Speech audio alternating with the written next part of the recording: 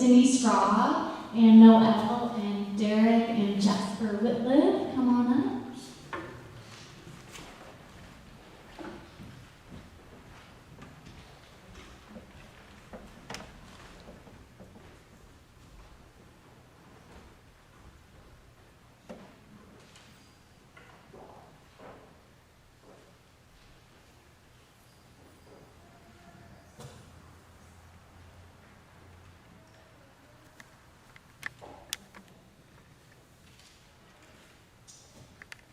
There's a book called All I Really Need to Know I Learned in Kindergarten by Robert Fulghum. Have you all read that or heard of that book before? Ooh, someone's waving excitedly. Yes, yes. So Mr. Fulghum's a Unitarian Universalist minister, and if this is unfamiliar to you, I invite you to Google it once you're out of worship. Restrain yourselves from Googling it right now if you can.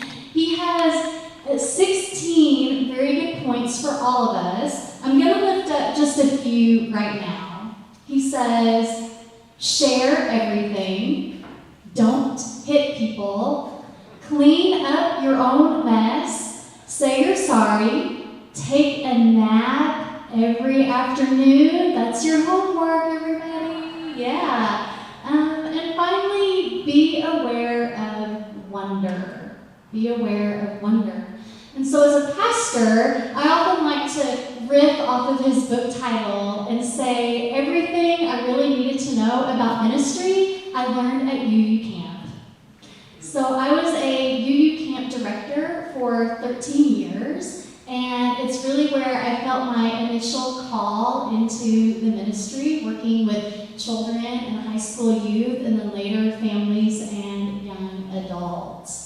So our Unitarian Universalist camp that we have really immediate access to is a place called De Benneville Pines, named after a famous Universalist, and it's nestled at about 6,800 feet in the San Bernardino Mountains. They do their best to be accessible for people who have mobility issues, if that's a concern of yours.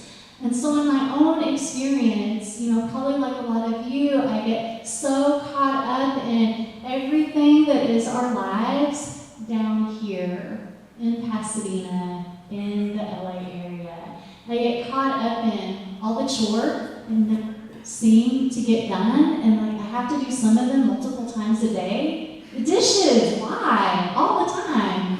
I get caught up in my to-do list, and then of course just my everyday anxieties about what's happening in the world. Who am I? Am I living a life of integrity and purpose? And so one of the things that I found for myself and that I heard other people experience is that you take this trek up to Camp De Benneville Pines. And it really is a trek, especially if you leave Pasadena at 1 p.m. on Friday afternoon in traffic that never seems to end. And if you can make your way through that traffic and get off at the Redlands exit, Orange Grove I think it is, or just Orange Avenue, and you start winding your way up the mountain, somehow all of that anxiety starts to fall by the wayside a little bit. And then one of my friends who spent a lot of time up there, he talked about how he would drive into the parking lot, and there's this grove of ponderosa pine that meet you in the parking lot, and that he wouldn't even unload his car. He would just get out, shut the door, go like this, stand in front of the pines, take a deep breath in, and just put his arm around them. And he said he felt so much just fall away. And so, of course, me being up there as a camp director for so many years, you end up creating a lot of rules. And so just like Robert Fulghum's book, so many things he needed to know he learned in kindergarten, I realized so many things about ministry I learned being a camp director. So, item number 1, you always need to travel in groups of at least 3. If the path is rocky, wear closed-toed shoes. And finally, when you hear the fire alarm go off, walk, don't run to the volleyball court. So what does that mean for us here at Troop? Well, I think the first one's probably pretty self-evident. Travel in groups of at least 3. You hear me say time and time again that we are stronger together than we are alone. And that's one of the reasons we come here on Sunday and sit in this room together and then have a fellowship hour after, is to remind ourselves that in this world that gives us so much to deal with, that we're actually not dealing with it all by ourselves. And that when you feel hurt, there are people here for you to reach out to.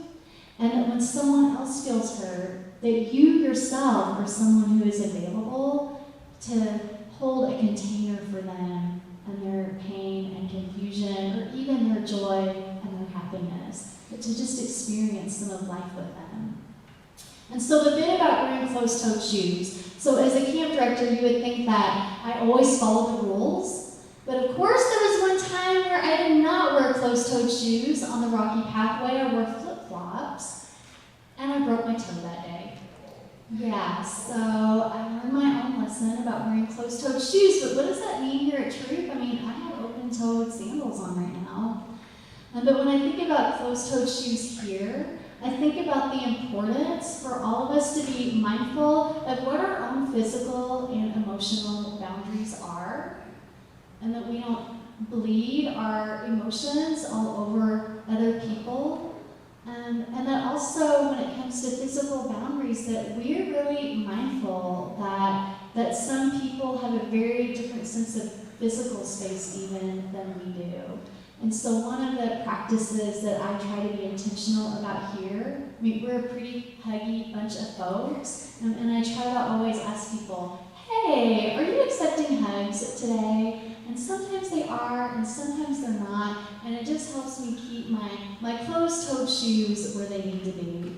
And then that third one, hear the fire alarm, walk, don't run to the volleyball court, I think is a great reminder for people in religious community that even though we're going to have really urgent issues present themselves, that we don't always have to run to the volleyball court, that we can take a breath and be mindful, remember to be in relationship with each other as we determine a way forward. And again, the volleyball court is a central meeting location at camp, and that in religious community, it's often really, really important for all of us to find a central meeting place to be in, knowing that we may not all get 100% what we want, but the most important thing is that we all end up there together. So those are just a few of my lessons, and I have invited some happy campers, folks who've been at Camp Dependable Times, to share a little bit of their own stories about camp today. So Denise, thank you. Hi. The Amazon is on fire. It's called the lungs of the earth. Children migrating with or without families are put in cages and often separated indefinitely from anyone they know or love. The president called himself the chosen one a few days ago and had a tantrum when nobody would sell him Greenland. It's all too much. I need a break. I say that all too often these days. But October 11th through 13th of this year, my family will head off to the San Bernardino Mountains with fellow troop member Tim Hanabi, as we do every year, to go to New Bentonville Pines Cluster Camp, just 90 miles east. What is it? It's a beautiful retreat in the mountains. We stay in comfy cabins with real bathrooms. Yes, I'm one of those outdoor people. We hike, we play board games, there's a playground for children, there's tons of crafts, canoeing, kayaking, archery, hot tubbing, a talent show, and much more. And they accommodate everyone. If you're vegan, if you're gluten-free, if you're vegetarian or carnivorous, there's food for you and we prepare it.